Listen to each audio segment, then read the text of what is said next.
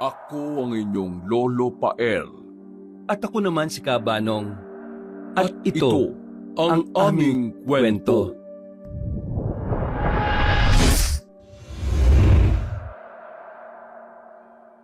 Hindi pa man tumutunog ang kanyang alarm ay maaga nang bumangon si Orlando sapagkat ito ang bilin sa kanya kagabi ng among si Ginang Medinilla. Mukhang abala na naman ang matandang Ginang kaya maaga siyang pinabangon. Ganun naman kasi yun palagi sa tuwing may mga inaasikasong bagay.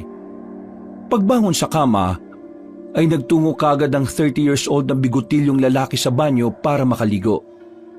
Pagkalipas lang ng ilang minuto, lumabas na rin siya kagad sa banyo na nakatapis.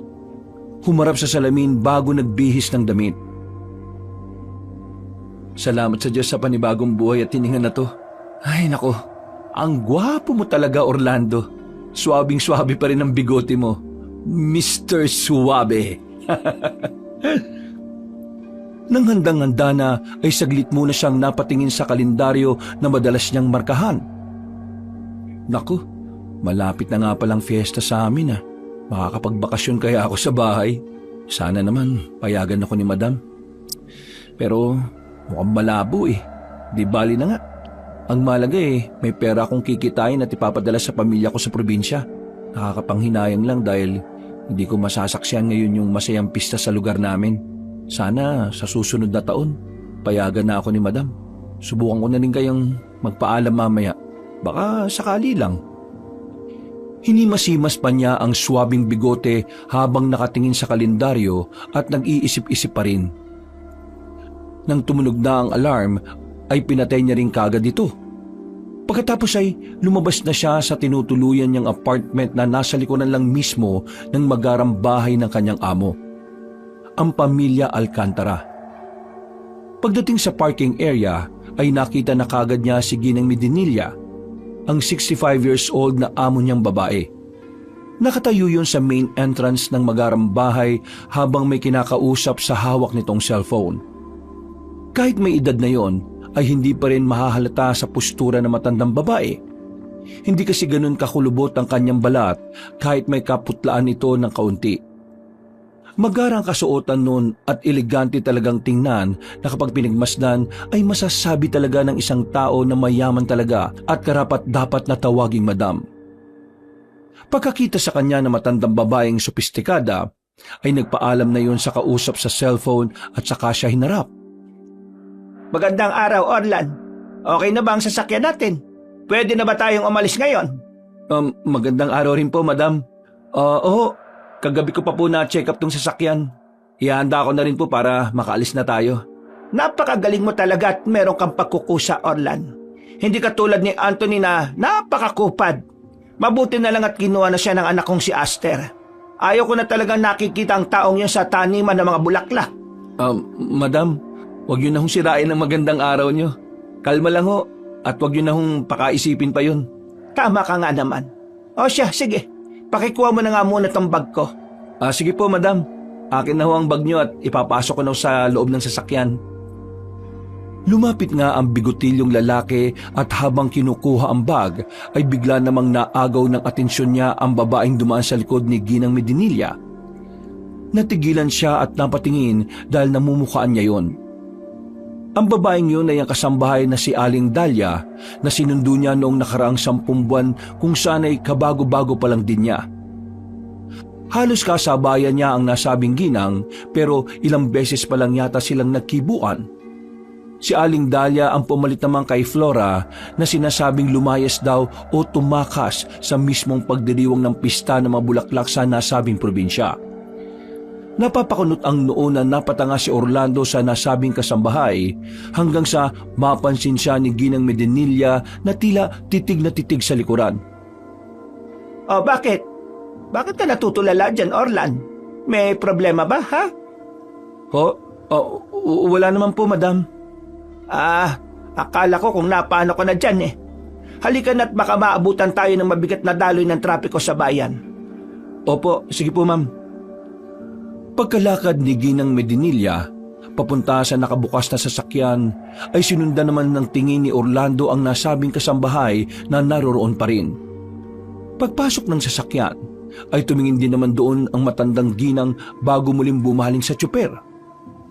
Natunugan na ng bigotilyong lalaki ang ibig sabihin ng mga tingin sa kanya ng amo. Kaya dali-dali siyang sumunod.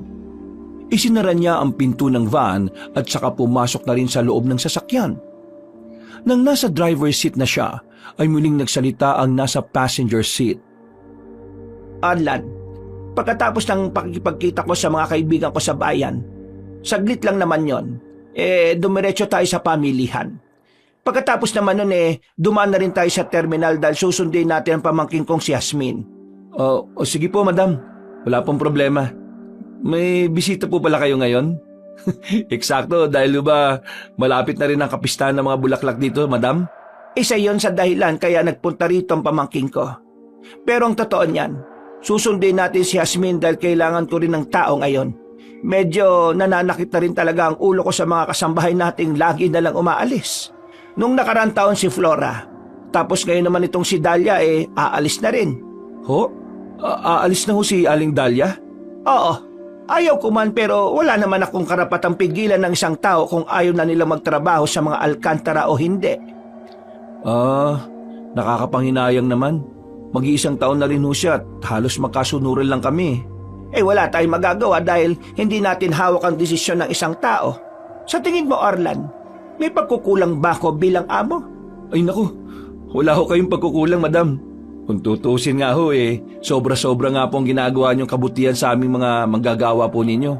Siguro, meron lang hong mabigat na dahilan si Aling Dahlia kaya siya nagpasyang umalis. Yun nga ang sabi niya sa akin. Ayaw man daw niyang umalis kailangan na kailangan daw siya ng pamilya niya ngayon. Kaya hinayaan ko na lang. Pero pinakiusapan ko na muna dahil uuwi rin ng Sir Aster mo bago magfiesta. Hindi na umimik si Orlando. Narinig niya kasi na napabuntong hininga ang kanyang amo kaya pasimple niya lang yung minasdan sa rearview mirror. Doon niya rin napansin ang pagkunot ng mukha ng matandang babae na halata ang pagkainis at pagkadismaya matapos magsalita. Pasimpleng napaismid si Orlando sapagkat kakikita niya lang kanina kay Aling Dahlia bago sila umalis. Napaisip tuloy siya kung bakit nanaisin ng nasabing kasambahay na umalis. Samantalang sa minsan nilang pag-uusap ay palaging sinasabi noon na masaya siya at nakapagtrabaho siya sa mga alkantara. Napaisip tuloy siya sa biglang desisyon ni Aling Dahlia. Bakit naman kaya naisip ni Aling Dahlia na umalis sa puder ng mga alkantara? Hindi kaya merong nangyaring hindi maganda? Siguro kailangan ko siya makausap para mapaliwanagan na maayos patungkol sa desisyon niya. Siguradong kapag meron siyang nakausap, magiging maayos din ang kaisipan niya. Palagay ko naguguluhan lang yun sa problema ng kanyang pamilya. Naantala lang si Orlando sa pagmumuni-muni nang biglang magsalita ulit ang matandang babae. Tara na, Orlan. Wala naman na tayong hinihintay. Sige po, madam. Tayo na po. Kagad niyang binuhay ang makina ng sasakyan at pinaandar to ng marahan. Paglabas ng bakuran ay nahapyawan pa niya ng tingin si Aling Dahlia na nakatingin na rin sa kanila. Hindi na lang niya yun pinansin sapagkat patuloy sa pagsasalita ang amo niyang babae na hindi niya na rin masyadong inintindi.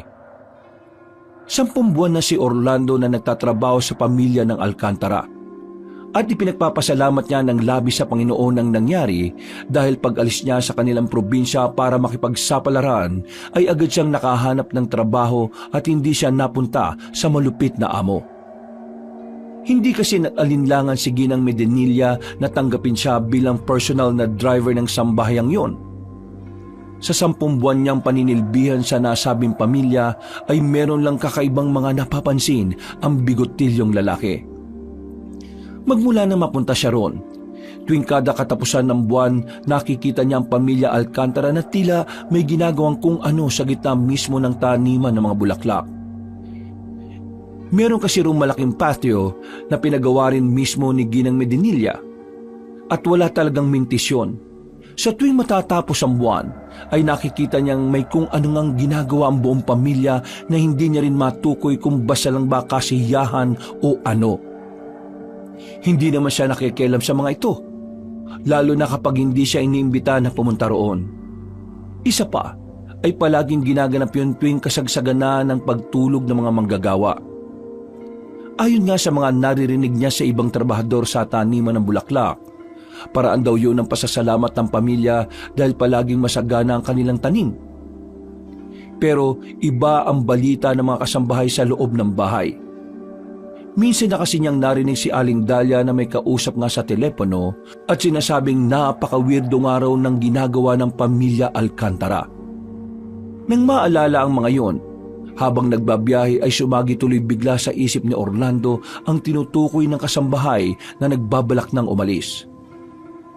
Hindi kaya may kinalaman yung pag-alis niya dahil sa bagay na yun? Kailangan ko nga talaga makausap si Aling Dahlia para makapagpaalam na rin kami at kahit na ako rin malinawan sa desisyon niya. Tila nagising sa ulirat si Orlando matapos marinig magsalita ang kanyang amo. Sa lalim ng kanyang iniisip ay hindi na rin niya namalayan na malapit na pala siya sa pupuntahang lugar. Napalingon siya sa rearview mirror at nakitang ngumiti ang matandang babae. Nako madam, pasensya na malapit na pala tayo. Hindi ko namalayan dahil masyado ako nakafocus sa daan Kaya nga kanina pa rin ako nagkukwento pero parang hindi ka sumasagot at napakaseryoso ng mukha mo. Nako, pasensya na ho talaga madam. Nakatulog ka ba ng maayos, Orlando? Oo naman ho, nakatulog naman po ako ng maayos. Pero parang napansin ko na medyo wala ka ngayon sa sarili mo Parang ang lalim pa ng iniisip mo kanina pa. Dahil ba to sa napipintong pag-alis ni Dahlia? Ha? Opo, parang gano'n na nga rin po siguro. Medyo nangihinayang lang po ako dahil aalis na pala si Aling Dahlia. Nakakabigla lang talaga Samantalang nung huli namin pag-uusap masayang masaya pa siya nun. Nagtataka ho talaga ako sa naging desisyon niya ngayon. Ako man din. Kahit papano napamahal pa naman ako sa kanya. Inintindi ko na lang din kung ano man ang sitwasyon niya sa kanila sa probinsya. Pero wala Ganon talaga. Kagaya nga ng sinabi ko, wala naman akong karapatang pigilin ng kahit na sino sa mga tauhan ko na umalis sa poder namin. Nasasayangan talaga ako sa pag-alis niya Nanginayang ho ba? Ay nako, wag mo nang panghinayangan yung mga bagay na yon. Lahat naman may dahilan. Irespeto na lang natin yon. Kaya ikaw Orlan, may tiwala ko sa iyo Huwag ka sanang tumulad sa mga kasambahay natin. Huwag mong sayangin ang tiwala na binigay ko sa iyo. Kung aalis ka, dapat magbigay ka naman ng sapat na dahilan para hindi nakakalungkot katulad nitong gagawin niyang si Dahlia.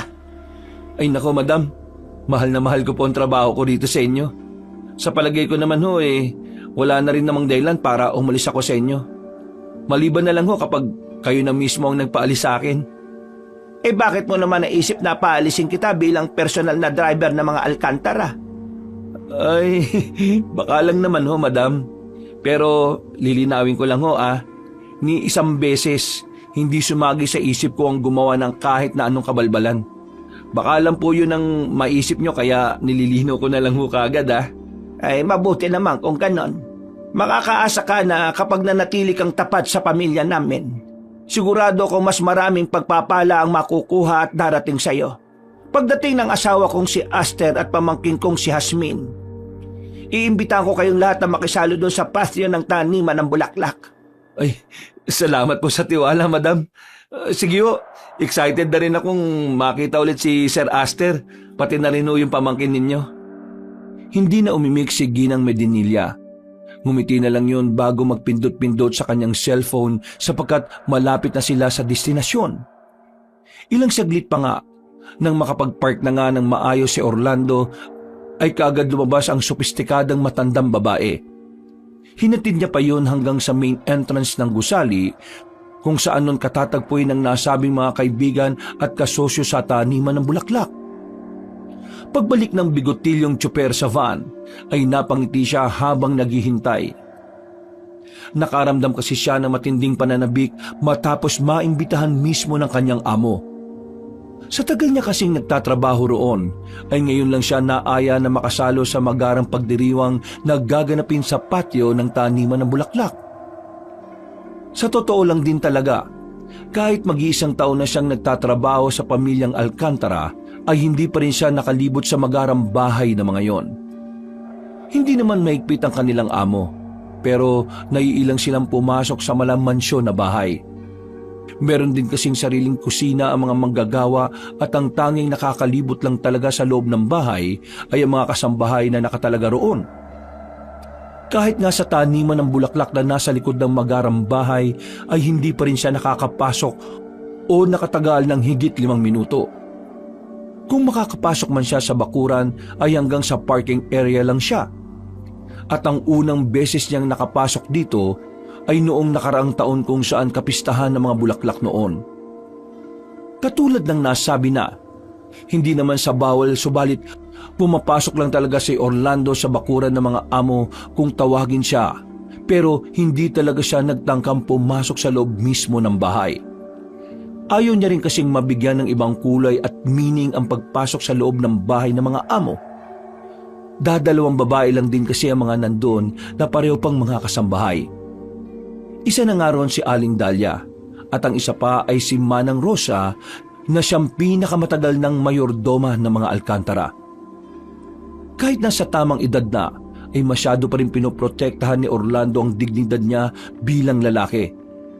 Ito rin ang dahilan kaya naman hanggang ngayon ay wala pa rin siyang girlfriend o asawa. Naisip na lang din niyang kapag nandun na lang ang among lalaki, doon na lang siya papasok-pasok sa magarang bahay para rin maiwasang magkaroon ng mga issue. Uso pa naman din ang tsismisan sa kanila at mas katakatakan ng mga lalaking trabahador pa sa taniman ang nangunguna. Oo nga no, ngayon ko lang napansin na parang ngayon na lang ulit uuwi rito si Sir Aster. Parang tuwing katapusan ko lang siya ng buwan nakikitang umuwi ah. Ang weirdo rin talaga ng pamilya nila oh. Pero ano ba ang pakialam ko ron? Ang mahalaga napapasweldo nila ako na maayos.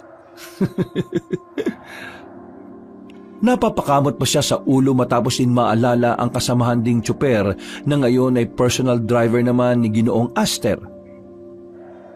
Wait. Makikita na naman kami ng buraot na Anthony na yun. Makikipagyabangan na naman sa akin yun. Permis. Para malibang-libang sa paghihintay ay tinawagan na lang muna niya ang pamilyang naiwan niya sa probinsya.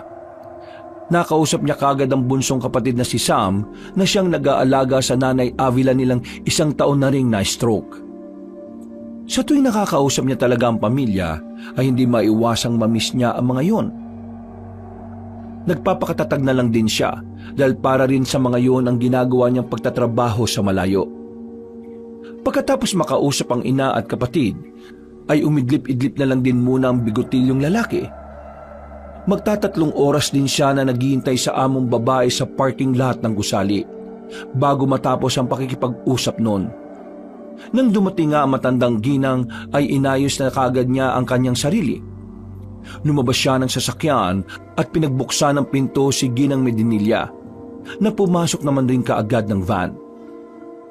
Pagbalik niya sa driver's seat ay napatingin siya ulit sa rearview mirror kasabay ng pagbuhay ng makina ng sasakyan.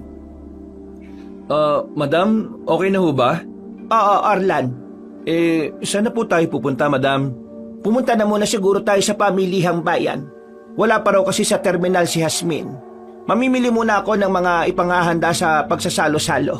Pupunta rin kasi yung mga kaibigan ko kaya dapat marami tayong handa sa pista ng mga bulaklak. Sige ho. Sa pamilihan na ho tayo. Hindi na lang ipinahalata ni Orlando pero medyo nagulat siya sa winikang yon ng kanyang amo. Matagal na rin niyang pinagtatakhan dahil ni isang beses bukod sa kanila ay wala na siyang ibang nakikitang tao na pumapasok sa magarang bahay. Naisip niya nga noon na masyadong malungkot ang buhay ng pamilya Alcantara sapagkat walang nadalaw na kaibigan sa kanila. Napaisip na naman tuloy siya habang nasa kalagitnaan ng pagmamaneho patungo sa pamilihang bayan ng baryo.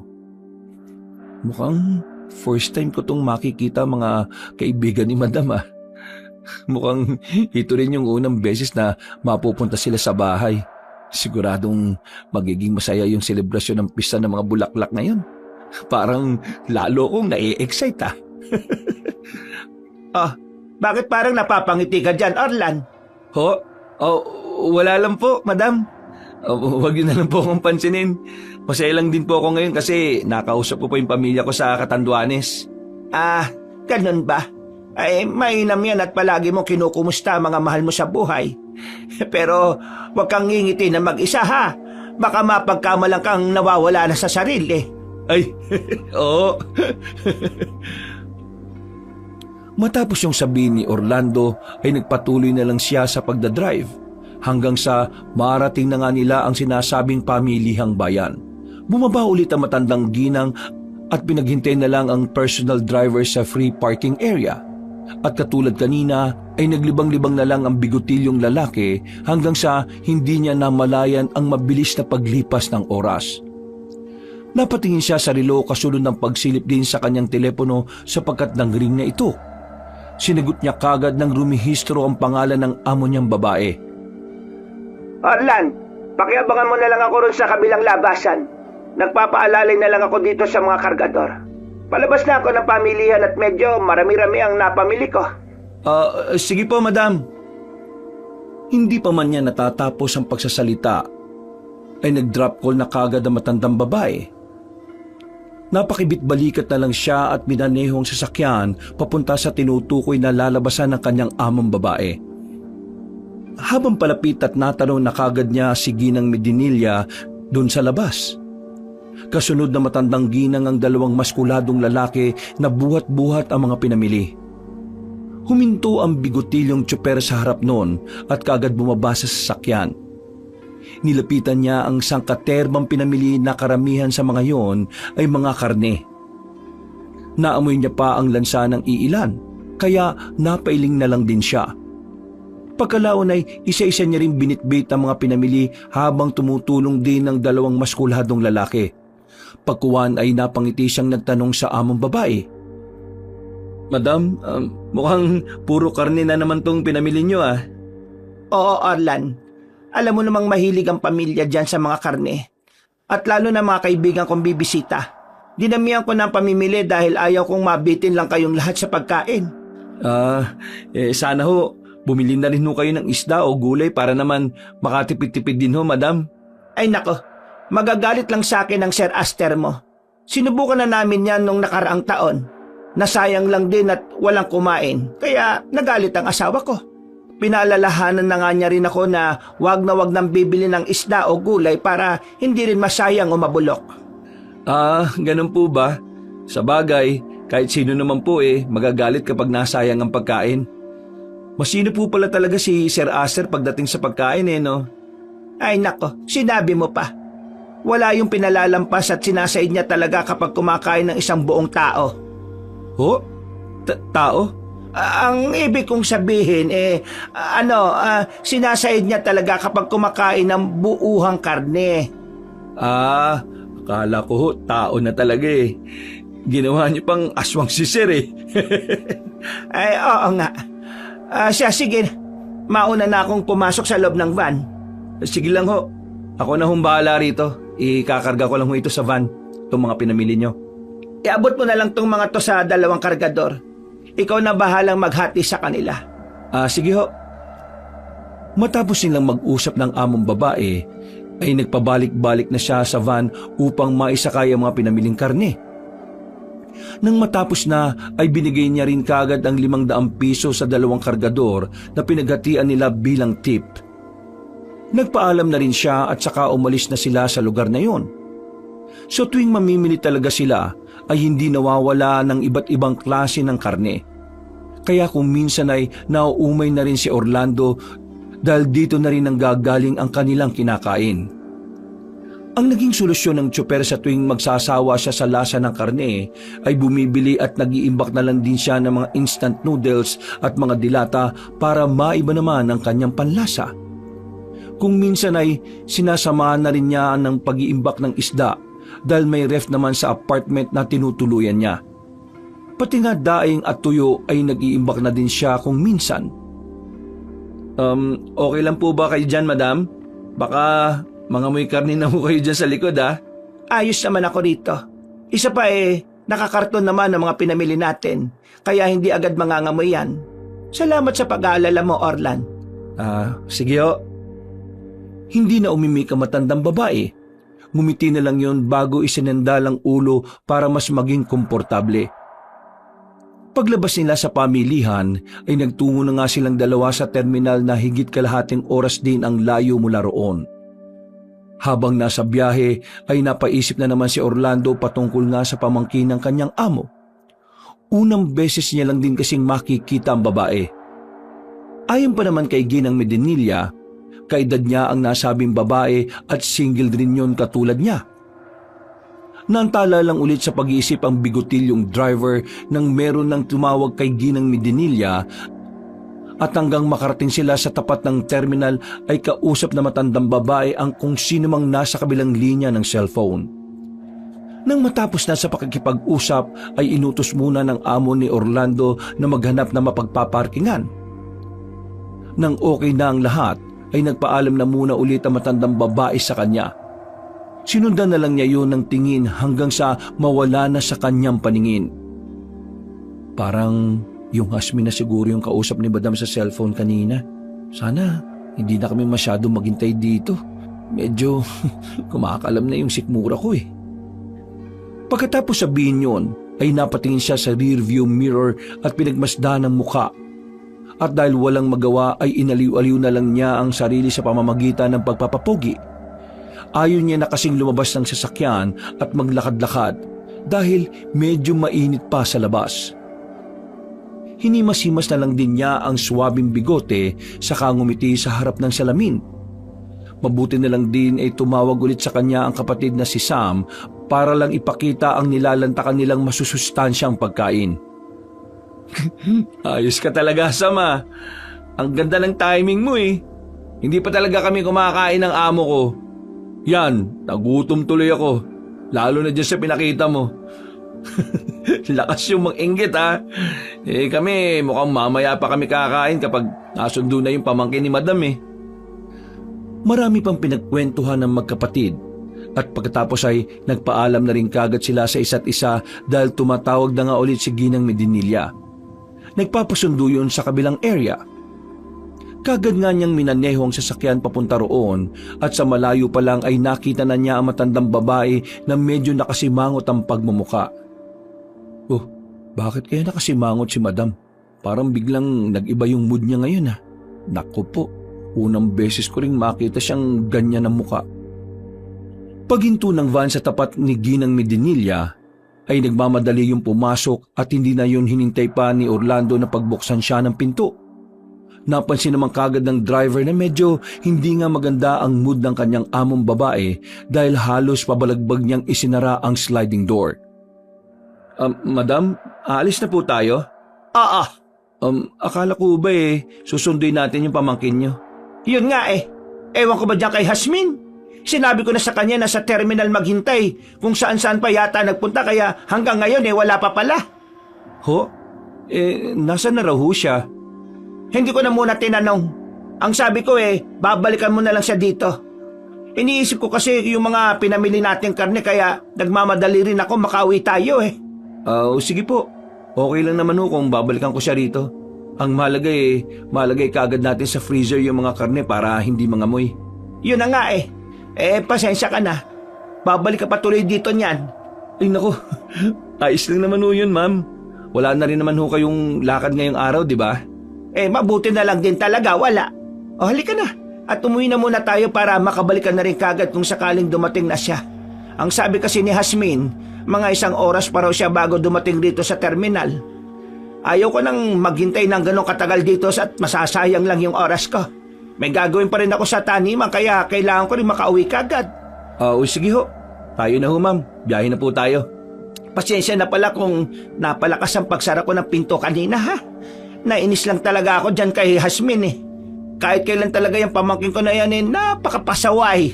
Ay naku madam. Huwag na ho kayo magpasensya. Valid naman ho yung rason nyo eh. Hayaan nyo na ho at babalikan ko na lang ho yung pamangkin ninyo. Dahil sa mga sinabing yon ni Orlando ay tila guminhawa naman ang pakiramdam ng kanyang among babae. Pagkalaon ay nananghalian na nga muna sila sa isang restaurant bago nagpatuloy sa pagbabiyahe pa uwi. Marami pa silang mga napag-usapan tungkol sa mga bagay-bagay hanggang sa makauwi na sila sa magarang bahay. Sa malayo pa lang, habang palapit ang sasakyan sa gate ay nasipat na ni Orlando ang isang matangkad na lalaking moreno. May kasama yung balingkinitan at magandang babae na moreno rin ang kulay. Nakita rin ni Ginang Medinilla ang mga yon kaya nagtaka siya at napatanong sa kanyang driver. May tao sa tapat ng gate natin. Kilala mo ba yung mga yan, Orlan? Oo nga ho. Ngayon lang din ako nakakita ng tao eh. Teka, kilala ko yung lalaki ah. Dichiro? Si Dichiro nga ho. Dichiro? Sino naman yon? Pinsang buko, madam. Hindi ko rin alam kung paano ko natuntun dito eh. Pero ano yung ginagawa niya rito? At may kasama siya. Naamoy ko na buntis siyang babae. Ho? Naamoy niyo ho? Ang ibig kong sabihin halata naman sa itsura ng kasama niyang babae. Tingnan mo maigi. Namumutla ang muka, nangangalumata, mukhang pagod at basta parang ang aura niya mukhang buntis. Ganun ho ba? Dahil doon ay kagad inihinto ni Orlando ang sasakyan habang unti-unting bumubukas ang gate ng magarang bahay. Napapailing pa ang bigotilyong driver habang pinagmamasdan ang mukha ng kanyang pinsan na nakatayo pa rin sa gilid ng gate, kasamang hindi pamilyar na babae. Pagpasok ng sasakyan sa parking lot, ay agad ding bumaba si Orlando para tulungang buhati ng mga pinamili papunta sa kusina. Kaya lang ay pinigilan siya ni Ginang Medinilla. Puntaan mo na muna yung pinsan mo ron at baka may importanteng kailangan sa iyo yon. Sigurado ho kayong okay lang, madam? Oo, ipapautos ko na lang yan sa mga hardinero. Kausapin mo na muna sila at magmadali ka na. Katulad nga ng sinabi ko kanina, buntis yung kasama ng pinsan mo. Siguradong importante ang pakay nila kaya naparito. Ay, salamat po, madam. Maiwan ko na ho muna kayo at pasensya na ho talaga. Dali-dali nang tumakbo ang bigotilyong lalaki at kinausap sa labas ng bakuran ang pinsang si Dichiro at ang kasama nitong babae. Oh, Dichiro, paano mo natuntun yung lugar na to? Grabe naman yung pagsalubong mo sa akin, pinsan. Di mo ba muna ako kukumustahin? Ikaw naman talaga, oh. Saka na tayo magkumustahan. Nagtatrabaho pa ako, Dichiro. Aalis pa ako mamaya dahil may pinapasundo pa sa akin ng amo ko. May kailangan ka ba, ha? Natumbok mo, pinsan. Sana kasi. Kung po pwede sanang mag-request sa'yo na ipasok mo ako sa trabaho. Narinig ko kasi kay Tia Avila at sa kapatid mong si Sam na maganda trabaho mo rito eh. Di sa kanila mo pala nalaman tong kinaroroonan ko. Paano ka nakapunta rito? Ang layo-layo ng probinsya natin ah. Sus, eto naman. Importante pa bang malaman yon ha? Nakadisgrasya kasi ako. Itong si Donita. Buntis kasi ngayon at kailangan ko ng trabaho para matustusan yung pangangailangan nila ng magiging anak namin. Pinsan, alam kong hindi maganda ang naging samahan natin pero matitis mo ba ako na magkaroon ng buhay na hindi kaaya-aya yung magiging pamangkin mo? Ngayon lang naman ako lalapit sa'yo at manghihingi ng tulong eh. Wala lang talaga akong ibang choice at malalapitan. Galit rin kasi sa akin sila inay eh. Sino bang matutuwa sa ginawa mo? Nagtanang ka ng ibang babae at nabuntis mo pa. May asawa at anak ka ng damuho ka. Wag mo na akong sermonan, pinsan. Lunod na nga ako sa sermon dun sa atin eh. Ano ba? Tutulungan mo ba ako o hindi? Kung hindi, sabihin mo na lang kaagad para makalis na kami dito at maghanap ng ibang taong tutulong sa amin. Ang layo-layo pa ng naging biyahe namin para lang makarating dito tapos ganito lang din pala yung mangyayari. Ay nako, buhay nga naman ng mga tao. Nakaangat-angat lang ng konti, akala mo kung sino na. O sige na, pasensya na sa abala. Wala na sana talagang balak si Orlando na tulungan ng mayabang na pinsan, kaya lang ay nagulat siya nang biglang naniklod na sa kanya ang babaeng buntis. Umiyak yun ng umiyak, kaya nagulat talaga siya ng gusto at hindi na kagad nakapagsalita. Mabuti na lang din ay hindi na sila napansin ni Ginang Medinilla dahil pumasok na yun sa loob ng magarang bahay. Uy, tumayo ka na nga dyan, Donita. Kahit anong gawin natin pagmamakawa, hindi na tayo pakikinggan yung pinsan ko. Palibasa kasi, hindi na yun nakakakilala dahil nakatungtong na sa mansyon eh. Hindi pa rin tumigil si Donita kaya nahabag na lang din talaga si Orlando. Napabuntong hininga siya at pinatayo na ang babae saka pinatahan sa pag-iyak.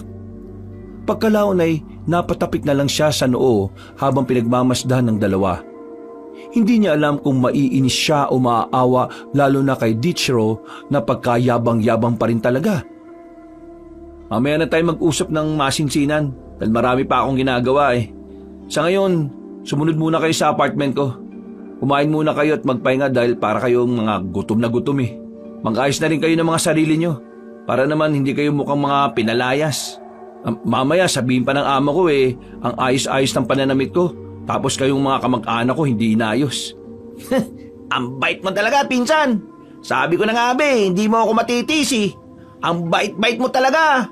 Hindi ka pa rin talaga nagbabago mula noon. Ay nako, napakabuti mo. Payakap nga. Tumigil ka, Dichiro. Huwag mong isipin na ginawa ko to dahil sa'yo ah. Kundi lang ako naawa sa babaeng pinahihirapan mo na naman. Pababayaan na sana kita eh. Lalo na ngayon, nasa sinapupunan niyo yung pamangking ko. Kaya sana lang magbago ka na talaga ha. At tumigil ka na sa pagiging babaero mo. Sumunod na nga muna kay sa akin. Baka mamaya tumawag na yung susunduin ko sa terminal. Tara na. Natutuwang sumunod nga ang magkasintahan sa apartment ng bigutilyong tsuper na halata na na-stress sa mga nangyayaring yun. Pagdating nila roon ay pinakain niya at sinabihan ng dalawa ng mga dapat at hindi dapat gawin habang naroroon sila. Hintayin niyo ako dahil may gagawin pa ako ha. Babalikan ko kayo mamaya at hindi pa tayo tapos mag-usap. Huwag kayong lalabas dito dahil hindi ko pa kayo na ipapaalam sa amo ko. Kung ayon yung pare-pareho tayong matulog sa kangkungan. Susundin niyo yung mga sasabihin ko ha. Oo naman, pinsan. Salamat din pala ulit ha. Sana makausap mo yung amo mo kung pwede ako maki-extra sa trabaho rito. Siguro naman sa laki ng mansyon nila marami silang kailangan na tao. At saka alam ko may tiwala na sa'yo yung amo mo kaya sigurado kapag may nirekomenda ka, papayag ka agad yun, pinsan. Napaismid lang si Orlando sa hambog niyang pinsan at pagkatapos ay dali-dali na nga siyang bumalik sa magarang bahay ng amo para tumulong.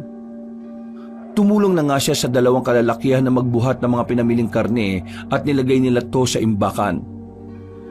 Pagdating sa tapat ng storage room ay naabutan niya roon ang among babae na nag-aayos ng ibang gamit. At paglingon sa pinakadulong bahagi ng bahay papunta sa laundry area ay nakita na naman niya si Aling Dahlia. Nag-aayos ang ginang ng mga lalabahan nila. Uy, si Aling Dahlia? Teka, kausapin ko nga ito maya-maya. Pagkatapos lang dito. Natigilan na siya matapos makita ang itsura ng babaeng kasambahay.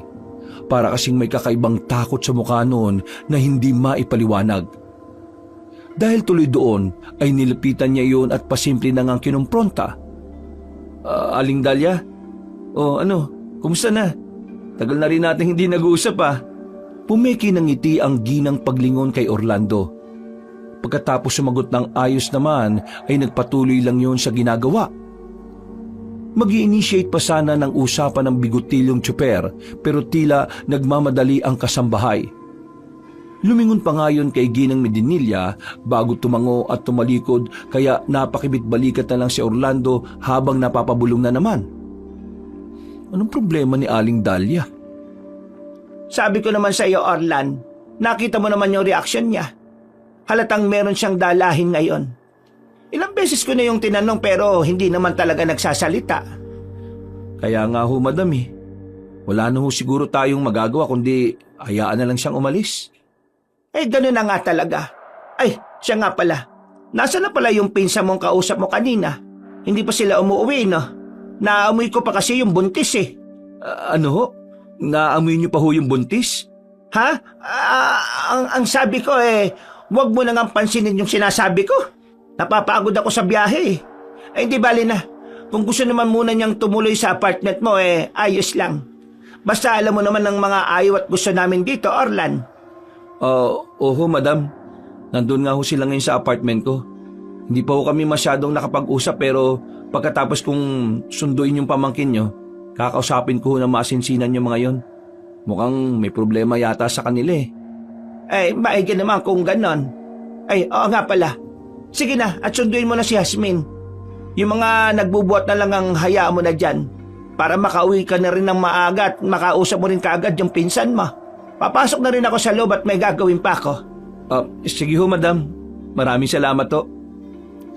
Pag-alis na matandang babae ay muling napalingon si Orlando sa laundry area kung saan naroon si Aling Dahlia. Katulad kanina, halata pa rin sa mukha ng ginang ang kakaibang takot. Balak pa nga sana niyang kausapin yon pero hindi na lang niya nilapitan dahil kailangan na rin niyang umalis. Nagbiyahe na nga kaagad siya papunta sa terminal at makalipas ang ilang oras, nasundo na nga niya si Jasmine. Nagulat siya sa itsura ng dalaga dahil in-expect niya na maganda talaga yon. Nasa dugo na rin kasi talaga ng mga Alcantara ang magagandang lahi.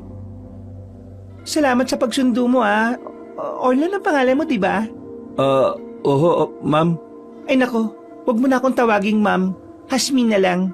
Sabi nga pala sa akin ni Auntie Medinilla, mag-sorry ako sa'yo kasi naabala pa kitang bumalik-balik dito. Ay, Jasmine, wala yun. Trabaho ko rin naman to eh. So paano? Tara na ba? Kung wala na tayong hinihintay, sige na, tara na. Oo, kasi si Sir Aster may sariling driver naman yun eh. Baka mamayang gabi nandun na yun sa bahay. Okay, sige. Tara na nga kung ganun. Nagbiyahe na nga silang dalawa pabalik sa magarang bahay ng mga Alcantara. Inabot din sila ng mag-iisang oras dahil naabutan sila ng mabigat na daloy ng trapiko sa bandang bayan. At dahil doon ay marami silang napagkwentuhan. Napag-alaman tuloy ni Orlando ang maraming bagay tungkol sa dalagang si Jasmine.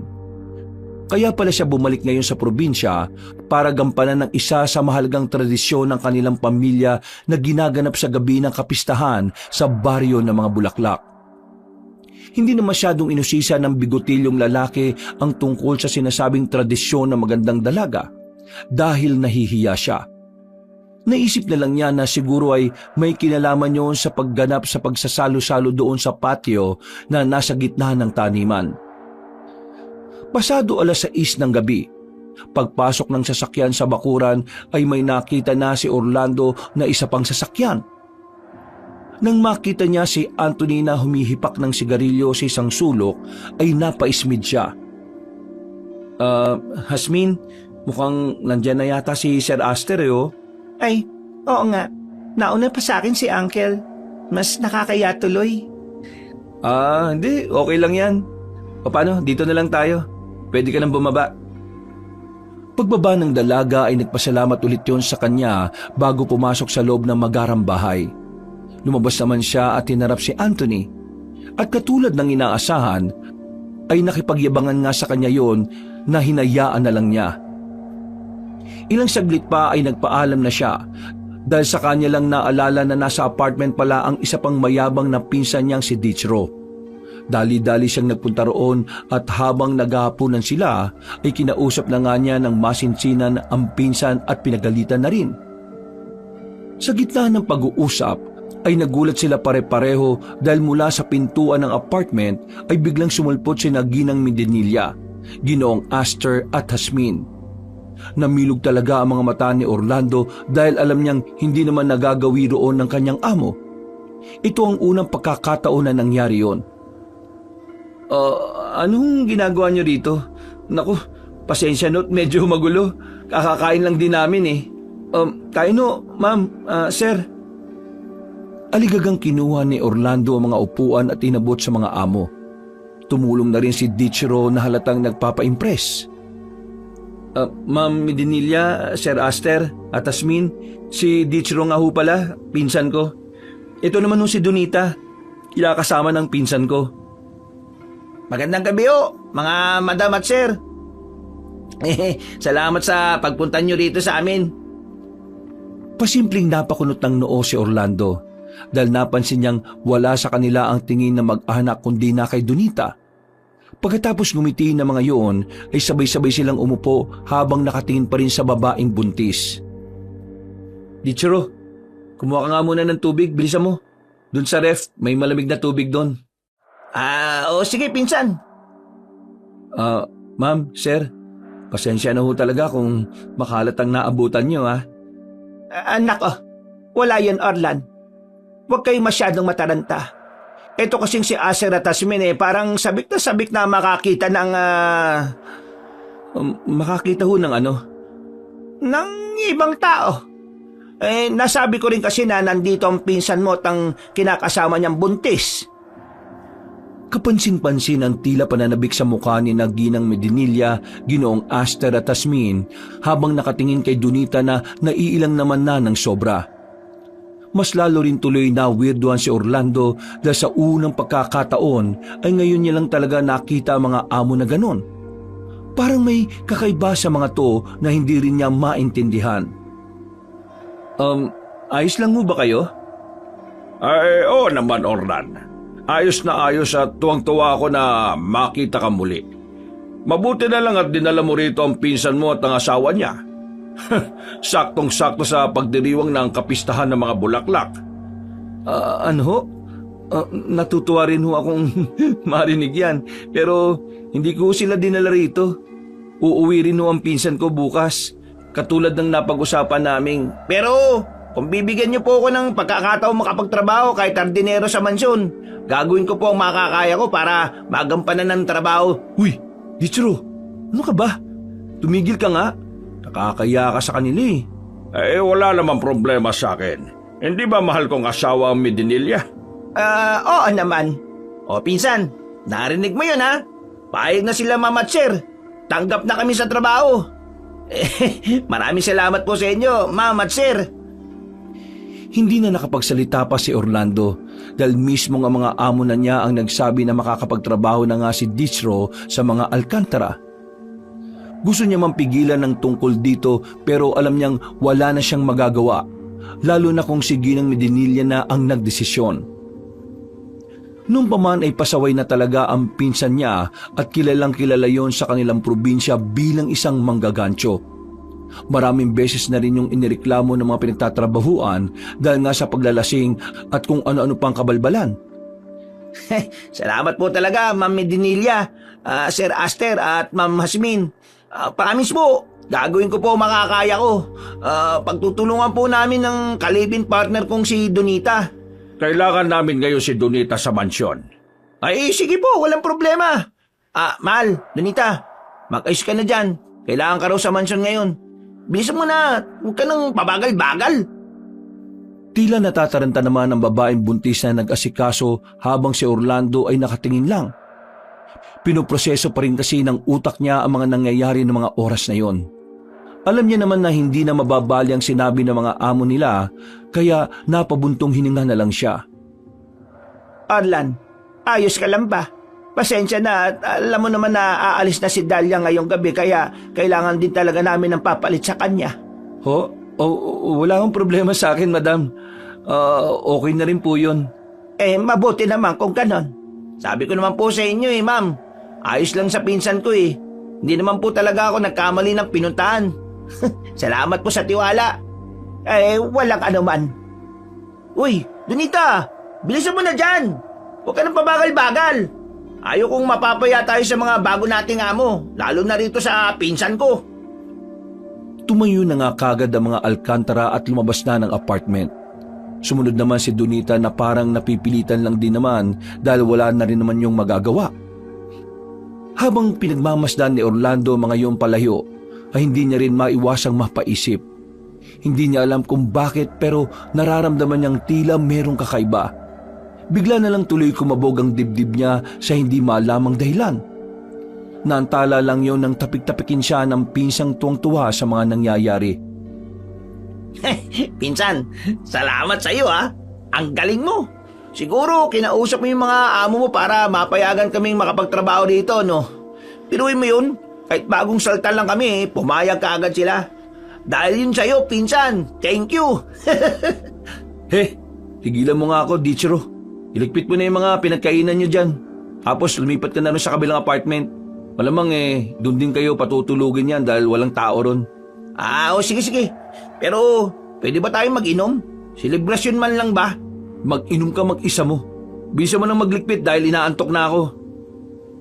Nagpunta na nga lang ng banyo ang bigotilyong lalaki para magbanlaw ng katawan. Gusto niya rin kasing mahimasmasan para kahit papaano ay lumamig-lamig ang kanyang ulo dahil kay Dichiro. Paglabas niya ay malinis na ang buong silid at wala na roon si Dichro. Nakahinga siya ng maluwag at kaagad na humiga sa kama dahil na rin sa pagod. Nakatulog siya kaagad at nagising ng mga bandang madaling araw dahil nakarinig siya ng ingay sa kabilang apartment. Nabubugnot siyang napabangon at nang lumabas ng kanilang apartment ay saka naman tumahimik. Ay nako, mukhang araw-araw na ako mabubulaw ng lintik na Dichro na to. Nang pabalik na siya sa loob ng apartment ay narinig niya ang pagsigaw ni Aling Dahlia. Dahil doon ay dali-dali siyang tumakbo papunta sa apartment ng nasabing kasambahay. Naabutan niya roon ang mayordomang si Manang Rosa na tila naalimpungatan din dahil sa ingay. Nawala na rin tuloy ang antok niya dahil sa sigaw na parabang humihingi ng saklolo. Manang Rosa, narinig niyo ba yung boses na sumigaw na yon? Parang boses ni Aling Dahlia yun ah. Sinabi nga ng matandang mayordoma na kagabi pa nakaalis si Aling Dahlia na hinatid pa ni Anthony hanggang sa terminal. Kaya imposible ngang sa kanya galing ang boses na yon. Pero kaboses niya ho talaga eh. Manong Rosa, di ba? Nakakapagtaka naman. Sigurado ako sa narinig ko. Natigilan na rin sila sa pag-uusap dahil bigla ring dumating ang mag-asawang Alcantara. Nakapantulog na mga yon pero napansin ni Orlando medyo may bahid ng putik ang laylayan ng suot ni Ginang Medinilla. Subalit, nang ibaling niya ulit ang tingin sa mukha ng mag-asawang amo, ay nasabi niya nga tila na alimpungatan lang din ang mga yun.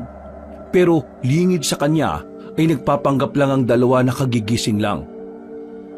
Oh, bakit nasa labas pa kayo, Orlan at Rosa? Ano kasi sir? Parang may narinig lang po akong sigaw. Sabi ko naman sa iyo, mahal. Meron nga rin akong narinig. Pero parang ibon yung narinig ko eh. Malakas na huni ng ibon. Ganon din ba yung narinig mo, Orlan? Hindi po ibon eh. Parang tao ho. Ay nako, sige na't magsipasok na kayo sa mga tulugan ninyo. Alam niyo naman na maagang pag-asikaso mamayang umaga dahil sa peste. Pero ipapatanong ko sa mga tao ron sa taniman para makasiguro tayo na walang hayop o tao o kung anuman. Sige ho. Naglakad na nga pabalik sa apartment si Orlando, subalit hindi talaga siya mapakali, kaya naman palihim siyang nagpunta sa taniman ng mga bulaklak na nasa likod ng mansyon. Siniguro niyang walang makakakita sa kanya at pagdating sa bukana ay nagpalinga-linga siya sa paligid. Napakatahimik ng taniman. Tanging ingay ng mga kuliglig lang ang naririnig niya. At kahit madilim, ay naaninag pa rin naman niya ang malawak na taniman dahil sa liwanag ng buwan na tila nagdidilig sa lupain. Napabuntong hininga na lang siya ulit habang iniisip kung totoo nga ba ang narinig kanina o parte lang ng kaniyang guni-guni dahil sa antok. Sigurado kong boses yun ni Aling Dahlia. Pero sabi nga ni Manang Rosa, kagabi pa umalis yung taong yun. Ilang saglit pa nga ay napansin niya mula sa malaking pasyo sa gitna ng taniman na parang may maliliit na liwanag. Nagtago siya sa isang sulok para hindi makita na kung sino mang may dala ng liwanag na yon. At ganun na nga lang ang gulat niya nang makita si Ginoong Aster kasunod ng 4 na tauhan ng taniman. Dinig niyang kinakausap ng among lalaki ang mga yon na pag-igihan kung anuman ang kanilang hinahanap o ginagawa. Siguro pinapacheck na nga ni Sir Aster para makasiguro. Nang mawala na sa paningin niya ang lalaking amo, ay bumalik na rin sa patio ang mga tauhan. Palis na rin sana siya pero nakita niya naman bigla si Jasmine na galing din sa patio. Natigilan tuloy siya at napatingin sa mayuming dalaga. Anong ginagawa ni Jasmine sa taniman ng ganitong oras? Napansin niyang tila may kung anong pinupunasan ng dalaga sa bibig niyon, kaya napakunot siya ng noo. Dahil medyo may kalayuan kaya hindi niya na rin masiguro kung ano ang nakitang mantsa sa mga damit at ilang bahagi na katawan ng nasabing babae. Nadulas ba siya sa putikan? Naudlot siya sa pagsasalita at biglang napatago ng wala sa oras dahil tumingin sa gawin niya si Jasmine. Huminto yun at matagal na tumitig hanggang sa nagtuloy-tuloy na rin papasok sa loob ng magarang bahay. Sa hindi malamang dahilan ay nakaramdam ng kakaibang takot ang bigutilyong tsuper. Mabilis na gumapang ang kilabot na yun sa buo niyang pagkatao kaya dali-dali na nga niyang nilisan ang lugar. Eksaktong pagkapasok pa niya sa apartment ay bigla na lang siyang nakarinig ng malakas na alulong ng aso. Nangilabot siya habang punong-puno pa rin ng pagtataka. Wala naman kasi silang alagang aso sa buong lupain. Nangilabot na naman siya at ramdam na ramdam niya ang pagtayuan ng mga balahibo sa buong katawan. Aso ba talaga yun? Parang hindi. Ano ba itong mga kawirduhang nangyayari ngayon? Naiga na lang siya sa kama at nagdasal ng taimtim hanggang sa makatulog nga siya ng mahimbing. Kinabukasan ay nabulaho siya dahil merong malakas na kumatok sa pinto. Nagmamadali na sana siyang bumangon pero nang marinig ang boses ng bagong saltang si Dichro ay napakunot-noo siya. Pinsan! Pinsan! Pabuksan naman ang pinto! Gising na, pinsan! Bilis! Ay, ano ba? Diyos ko naman, oh. Pinarurusahan yata ako ng Diyos, eh. Walang gana niyang pinagbuksan ng pinto ang mayabang na pinsan at pagkakita rito ay tinamlayan niya lang yun ng tingin. Tichero, ang aga-aga mo naman mang-istorbo, eh. Alam mo bang halos hindi ako nakatulog magdamag, ha? Tapos ang ingay-ingay niyo kagabi. Kalabugan kayo ng kalabugan sa kabilang apartment. Para kayong mga walang kapitbahay, ah. Anong kalabugan kami ng kalabugan? Eh ako lang naman ang nasa kabila kagabi pa. Hindi pa nga yata umuwi si Donite. Ha? Oo nga. Kaya nga kita kinakato kasi magpapasama na ako sa iyo na pumunta sa mansyon. Nakakaya kasi kung ako lang ang pupunta ron. Pagtatanong ko lang kung umuwi na ba si Donita o baka maaga lang gumising. Sige. Saglit lang. Magbibihis lang ako. Naiinis man ay sinamahan na nga rin muna ni Orlando ang pinsan papuntang mansyon. Kahit ang totoo ay naiinis pa rin siya sa inasal niyon. Pagdating nila roon ay naabutan nila sa likod din si Ginoong Aster, Ginang Medinilla at Jasmine na nag-aalmusal. Si Manang Rosa ang nagsiserve sa kanila at hindi si Donita kaya nagtaka ang magpinsan. Nahiyaman ay lumapit na si Orlando at Dichro para nga itanong kung nasaan ang babaeng buntis. Magandang umaga, Orlando at Dichro. Halika kayo at maupo para kumain. Masarap yung karneng iniluto ni Rosa. Sariwa yan at kaninang madaling araw lang yung kinatay. Pagtingin ni Orlando sa karneng nakalatag sa lamesa ay parabang bigla na lang nag-iba ang kanyang paningin. Naamoy niya rin kasi na parang ang lansa-lansa pa ng karne at napansin niya rin ang sariwang dugo na tila ginawang sabaw. Tulala ka naman, Orlando. Bakit? Pasensya na po. Busog pa po ako dahil nakapagkape na ako kanina eh. Nagkape eh. Hindi ka pa nga nag-aalma. Aray! Bakit mo naman ako pinatukan, pinsan? Hindi ko sinasadya. Ang sakit kaya. Manahimik ka na nga. Hindi tayo pumunta rito para mag-almusal, no? Kung di pa kayo nag-aalmusal, umupo na kayo at sumabay muna kayo sa amin. Busog pa po talaga kami. Ma'am, sir, itatanong lang ho sana namin kung nasa looban ng mansyon si Donita. Sabi kasi nitong mabait kong pinsan eh, parang di para umuwi eh. Di ba, Dichro? Opo. Pero hindi rin ako sigurado kagabi kung umuwi ba siya. Mahimbing ko kasi talaga ako matulog eh. Pagkagising ko wala pa rin siya eh. Nagkatitigan sa isa't isa si Ginoong Aster, Ginang Medinilla at Jasmine. Napansin niyo ni Orlando kaya pasimple siyang napakunot ng noo dahil parabang may kakaibang ikinikilos ang kanilang mga amo. Sa hindi na naman malamang dahilan, ay bigla na lang nanayo ang mga balahibo niya sa braso at batok kaya pasimple siyang napahimas doon.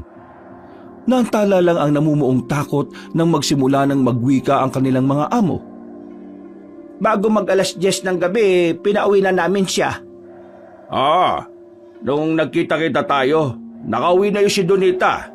Alam naman namin na buntis siya kaya hindi na rin muna namin masyadong pinagawa ng mga mabibigat na bagay. Maaga lang siyang nagising at ayaw ko nga sana siyang utusan ngayon kaso marami tong ginagawa ni Rosa eh.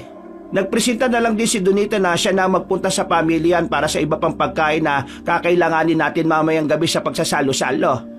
Si Anthony na rin ang pinagmaneho ko dahil alam kong pagod ka kahapon gawa nitong pagsundo mo sa pasaway kong pamangkin. Pasensya na pala ulit, Orlan, ha? Tumango-tango na lang ang magpinsan at pagkatapos ay nagpaalam na sila sa mga amo. Naiwan naman si Dichero dahil sabi ni Ginoong Aster ay meron daw ipapaayos sa kanya sa bukana ng taniman. Gusto kasi ng mga Alcantara na maging maganda at presentable ang bungad pa lang para makita ng mga darating na bisita. Dahil wala namang ginagawa, kaya nagpahinga na lang muna sa apartment si Orlando. Sa totoo lang, pagkatapos ng narinig niyang sigaw kagabi, ay nag-alala rin talaga siya para kay Donita. Kaya kahit papaano ay nakahinga siya na muluwag nang sabihin nga ni Ginang Medinilla na nasa pamilihang bayan ng buntis kasama ang driver na si Anthony. Subalit sa kabilang banda, may parte ng puso at isipan ng bigotilyong lalaki na nangangamba pa rin. At hindi niya rin alam ang dahilan ng pangambang yun. Para bang natutunugan niyang may mangyayaring hindi maganda na ewan. Maya-maya pa, bago manangalian ay naisipan niyang magpunta sa parking para i-check ang sasakyan. Nakaugalian na rin kasi niya yun dahil nga may mga pagkakataong bigla silang umaalis. Sinisiguro niya na palaging walang aberyang mangyayari sa pinakamamahal niyang van. Naisipan niyang umikot sa harapan ng magarang bahay para na rin makapaglakad-lakad bilang ehersisyo. Nagpaaraw na rin siya dahil maganda sa balat ang sikat ng araw at hindi pa rin naman ganon kainit. Nang nasa harapan na siya ng malaking gate na nakabukas, ay nasipat niya si Dichero na naggugupit ng mga halaman. Natuwa siya sa kasibagang ginagawa ng pinsan kahit naiinis pa rin siya. Pero bigla ring napawi ang ngiting yon na makita niya sa parking area na nakapark ang sasakyan na ginagamit ni Anthony. Oh, nakauwi na sila Anthony at Donita. Uy, pinsan! Anong ginagawa mo dyan sa labas? Nakita mo ba itong tinatrabaho ko? Ang astig no? Nadiskubre ko na mahusay pala ako sa pagtatabas ng mga halaman. At alam mo ba kung magkano yung sahod na sinabi sa akin ng mga amo natin, ha? Wala mo, pinsan! Dumating na ba si Donita at Anthony? Kanina pa ako nandito eh. Wala pa naman ako napansin. Yung sasakyan na itim, kanina pa ba yan nandyan? Oo, kaninang umaga pa yan nandyan. Bago ako magsimulang magtabas dito. Bakit? Yan yung sasakyang dinadrive ni Anthony. Ano? Di ka rin talaga nag-iisip no? Kung nandito yan, ibig sabihin, anong sasakyan ang ginamit nila papunta sa pamilihang bayan? Wala namang mga jeep o tricycle na papunta rito. Ay nako, tumigil ka nga muna dyan at pumasok ka sa loob. Tingnan mo ron kung dumating na yung binuntis mo. Pagkasabing yun ay iniwan na nga ni Orlando ang mayabang na pinsan. Dumiretso siya sa dirty kitchen na nasa likurang bahagi ng magarang bahay at malapit lang din sa shortcutan papuntang apartment at sa malawak na taniman. Pagpasok ay nakita niya roon si Manang Rosa na katatapos lang magluto. Sinipat-sipat niya si Donita pero hindi niya nakita kaya nagtanong na siya sa mayordoma. Katulad ng sagot nun kanina ay hindi pa nga rin daw umuuwi ang buntis at ang driver kaya naman medyo nag-alala na siya. Sinabi rin kasi niya na wala silang ginamit na sasakyan kaya parang imposible na makaalis sila. Lalo na at malayo sa kabiasnan ng bahay ng mga Alcantara. Habang patuloy na kinakausap si Manang Rosa ay unti-unting nagtayuan ng mga balahibo niya sa iba't ibang bahagi ng katawan.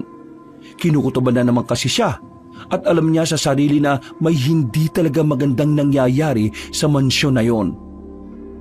Pakiramdam niya ay may mga maliliit na dagang nagkakarirahan sa kanyang puso at parabang gusto nitong butasin ang kanyang dibdib para makakawala. Napahawak siya roon habang pinagmamasdan ng mayordoma na tila nagtataka naman sa reaksyon niya.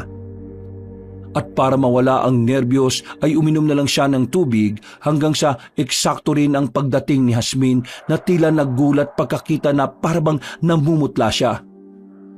Ayos ka lang ba, Orlan? Namumutla ka yata, ha? Humugot muna ng malalim na hininga ang bigotilyong driver hanggang sa kumalma na siya. Pagkalaon ay nilingon niya ang mayuming babae bago pilit ng initian yun. Pangiti-ngiti ka lang dyan. Ano bang nangyayari sa'yo? Parang kaninang agaan pa kita napapansin na wala sa sarili, ha? May problema ka ba? Ha?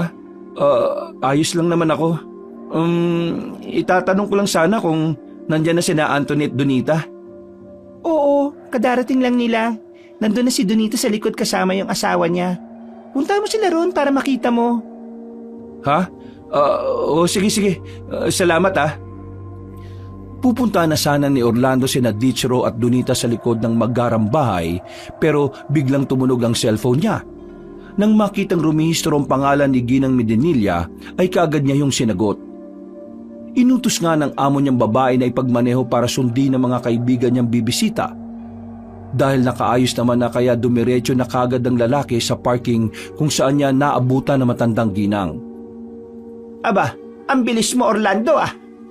Pasensya na mukhang nagpapahinga ka yata. Nagpapasundo na kasi yung mga kaibigan ko dahil gusto nilang matikman kagad yung masarap na putahe habang sariwang-sariwa pa. O, tara na. Sige ho, madam. Wala na nga silang inaksayang oras. Kagad nagbiyahe si Orlando at Ginang Medinilla para nga magsundo ng mga bisita.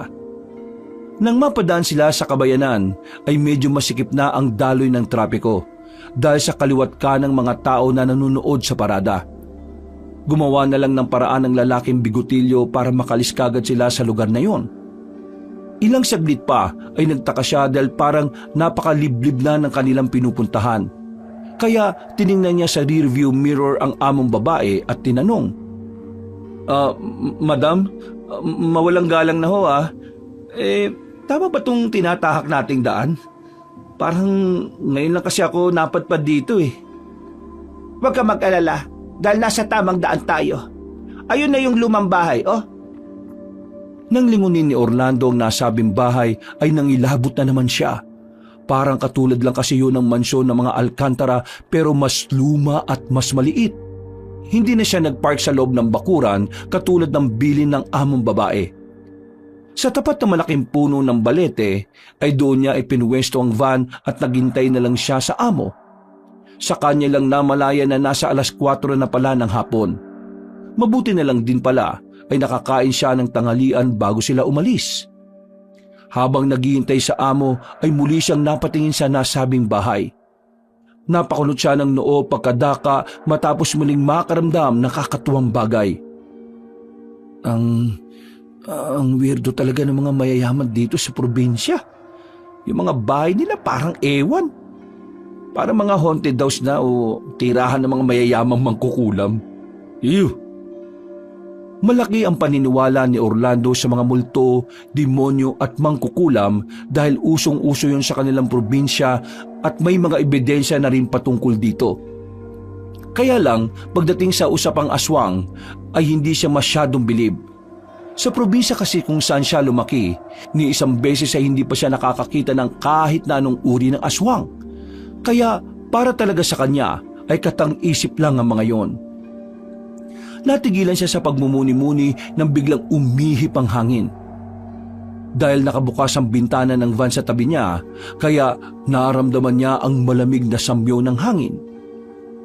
Napatingin siya sa puno ng balete lalo na nang maglaglaga ng mga dahon ng nasabing puno. Hanggang sa makarinig na nga siya ng nakakakilabot na alulong ng kung anong hayop mula sa hindi kalayuan.